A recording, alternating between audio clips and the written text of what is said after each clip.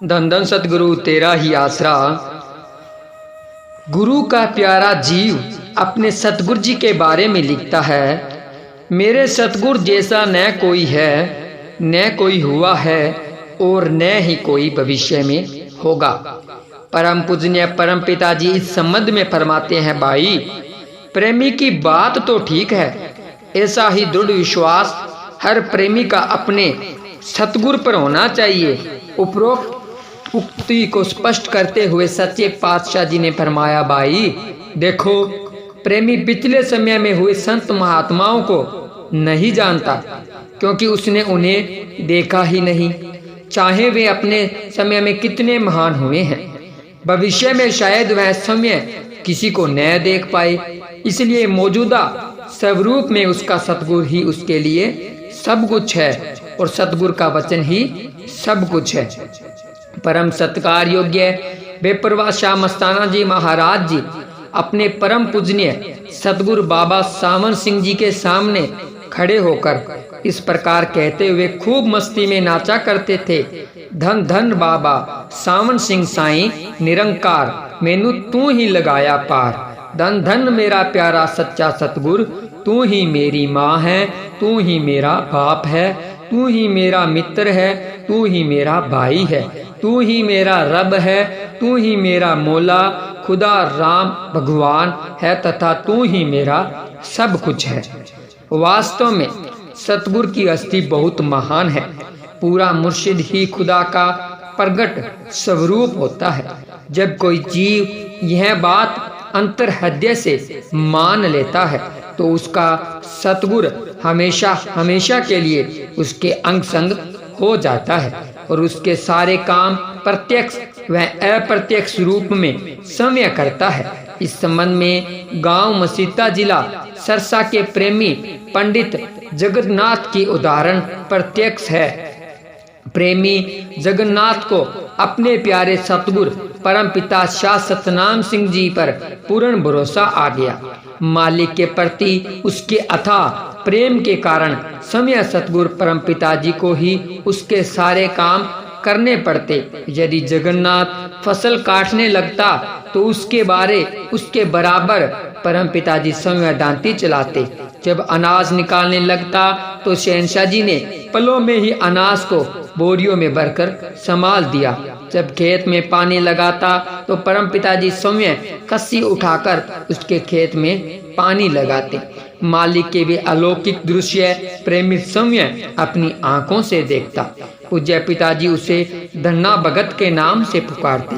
अब भी वह कुल मालिक की अपार रहमतों का खूब उसी तरह आनंद ले रहा है। पूज्य हजूर महाराज जी ने प्रेमी की उक्त उदाहरण को शाही कंटीन शाह मस्ताना जी धाम की एक दीवार पर प्रेमी जगन्नाथ बना धन्ना भगत के नाम से चित्रों सहित चित्रित करवाया है, ताकि उसे पढ़ सुनकर प्रेमियों का विश्वास अपने सतगुरु के प्रति दृढ़ हो।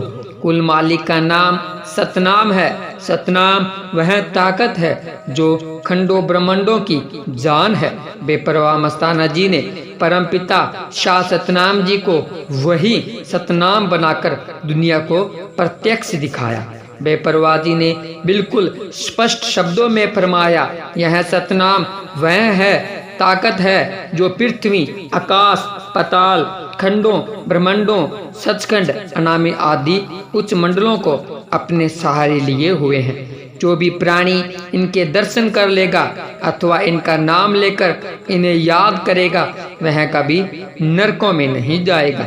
इसलिए तो पूज्य परम पिताजी के प्रगट स्वरूप में हजूर सच्चे पातशाह जी फरमाते हैं, कुल मालिक शाह सतनाम जी सदा अजर अमर ताकत है और वह हमेशा कायम है। यदि वह पल भर के लिए भी यहाँ न रहे तो संसार में महाप्रलय आ जाए। मिसाल के तौर पर देखा जाए कि जिस प्रकार किसी मकान मंदिर या किसी इमारत को बाहर से ताला लगा हो और उसका मालिक स्वामी या कोई अन्य आदमी उसकी संभाल न करे, न कोई उसे खोले, न सफाई करे और न उसकी देखभाल करे तो इमारत का क्या बनेगा। समय पाकर वह इमारत ढह ढेरी हो जाएगी, अर्थात खंडरात बन जाएगी। इसी प्रकार खंडों ब्रह्मांडों का मालिक प्रभु परमेश्वर स्वामी शासतनाम, जो दोनों जहानों त्रिलोकी तथा सचखंड आदि का मालिक है, यदि वह इसकी एक पल के लिए भी संभाल न करे तो सारी त्रिलोकी उसी पल में ही तबाह हो जाए।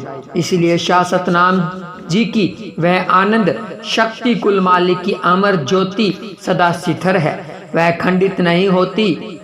वह ज्योति अलग अलग रंग रूप आकार में अलग अलग नाम धराकर संसार के कण कण में प्रकट रहती है।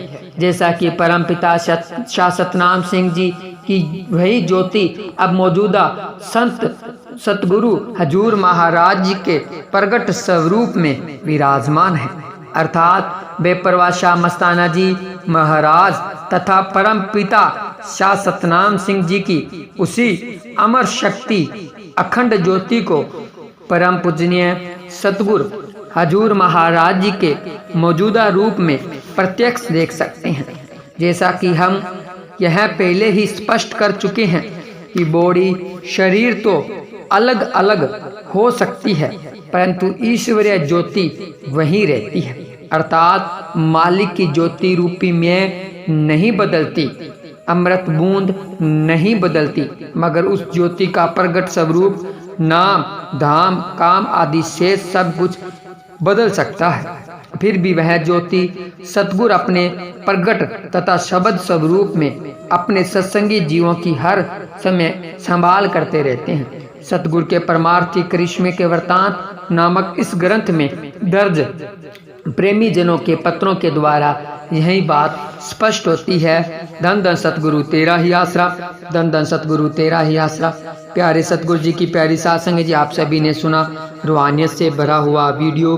तो अब आप सभी ने 2 मिनट के लिए सुमरन करना है जी। नारे के साथ ही सुमरन की शुरुआत होगी और नारे के साथ ही सुमरन की समाप्ति होगी जी। धन धन सतगुरु तेरा ही आसरा, धन धन सतगुरु तेरा ही आसरा।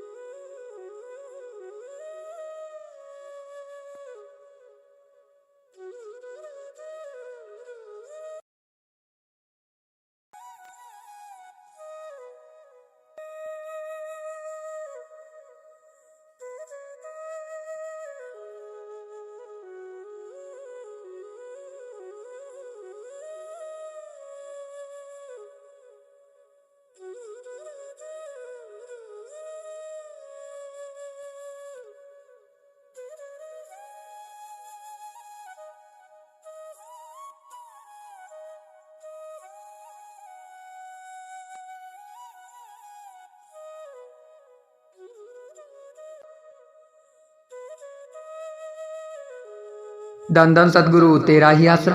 प्यारे सतगुरु जी की प्यारी साध संगत जी, आप सभी ने पूज्य गुरु जी के अपार रूहानियत से भरे हुए रूहानी शब्द सुने, साथ साथ सुमरन किया और लास्ट में 2 मिनट का सुमरन कर कर पूज्य गुरु जी के पाक पवित्र चरणों में अपनी हाजिरी लगाई। तो हम आप सभी का तहे दिल से धन्यवाद करते हैं।